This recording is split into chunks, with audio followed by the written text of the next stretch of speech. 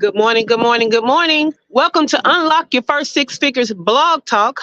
It all starts with the blog. This week's blog is at ShaCannon.com/VA. What we've been talking about all week long is how to effectively use your virtual assistant, your VA. But what we're talking about really extends to any team member that you have, okay? So that's what we're talking about. I am your host, Shay Cannon. I'm an award-winning fractional chief operating officer with an exclusive clientele of 6 and 7-figure CEOs.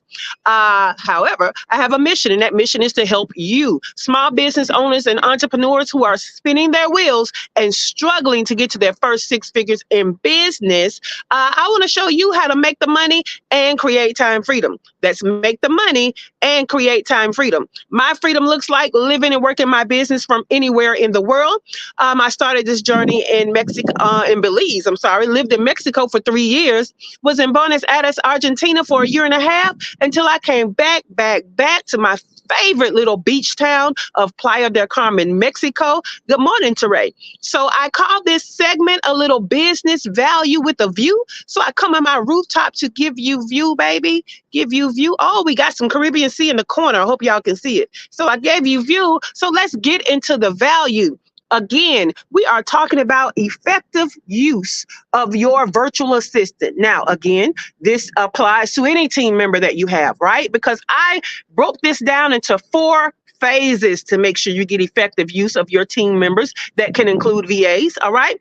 Now, Monday, what we talked about preparing your business for the team members that you need, okay? Preparing your business. We always prepare first. We don't just go and get people and bring them into our chaos. We prepare for them.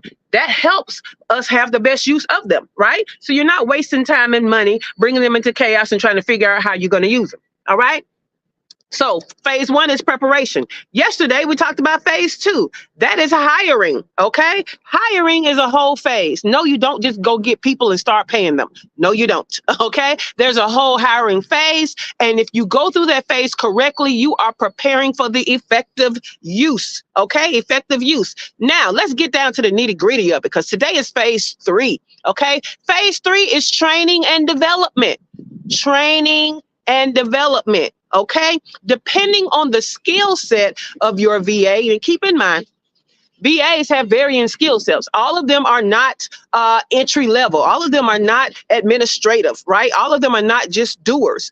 VA simply means you are getting assistance virtually. Think of them as more of a remote worker. A remote worker could have any vast number of skill sets on any vast number of levels. So can a VA, okay? So can any team member.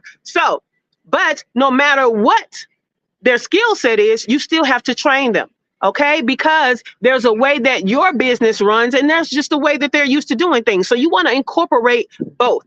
So let's talk about what we're going to train them on, okay? We're going to train them on their responsibilities and the expectations, okay? What do we expect of them? We need to know what success looks like so that we can communicate to them what success looks like. A lot of y'all got people doing duties and responsibilities and just keep telling them they're doing it wrong, but you don't know what it looks like to be done right, and they don't know what it looks like to be doing right. So you're stuck in this cycle of, let's see, I know it when I see it. No, you don't. Define it so they can give it to you, okay? So responsibilities and expectations. We want to assess the tools and the technology that you have and that is needed, okay? We want to talk about job-specific training. Now, this is mostly for the doers, right? And if you have contractors in the U.S., watch out because this could be a red flag, all right? But job-specific training. If you hire someone who is unskilled at what you hire them for, or they have a lower level of skill set than you need, then you have to have job-specific training in place, okay? So you train them so they can do good work.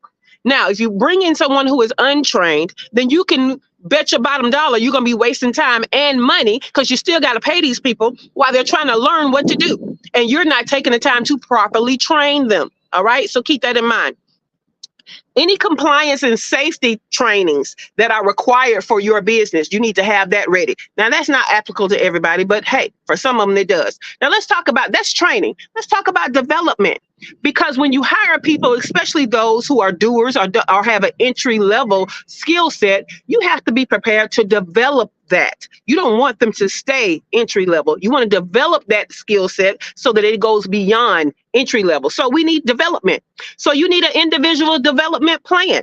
Where are they? And what is the next phase you want them to get to? Because they don't go from entry level to expert. It doesn't work that way. It's entry level, and then there are different stages to get them to an expertise or be an expert in it, right? Maybe you want to have some workshops or sign them up for some workshops, okay? Maybe you want to give them some online learning resources, okay? Maybe you want to give them access to professional conferences and events. All of those things will help to develop their skill set so that if they are entry level, they don't stay entry level, okay? And again, please be aware that if you are in the United States and your team is in the United States and there's an independent contractor versus employee thing, you have to do this training and development differently, okay? Because if you have a contractor, you cannot treat them like an employee. So guess what? You would know deeper details about that if you are in our group. So join our group, ShaCannon.info/group.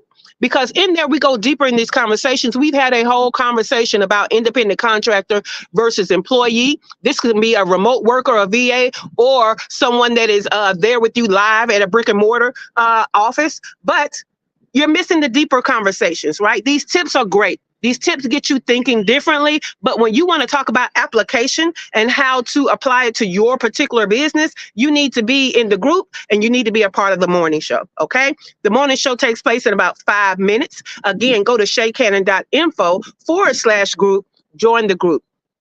And it's crazy because we have all kind of trainings in there. We go live Monday through Thursday. And we go deeper on these topics. And our people, our community is all about conversations for transformational growth. And guess what we're doing? We're building community and we're encouraging collaboration. If you need that in your life, especially if you're a business that hasn't made it to its first 6 figures yet, especially if you're a service-based business who hasn't made it to that 6 figures yet, our community is your home. So join it. ShaCannon.info/group. See you there in about 4 minutes for the morning show.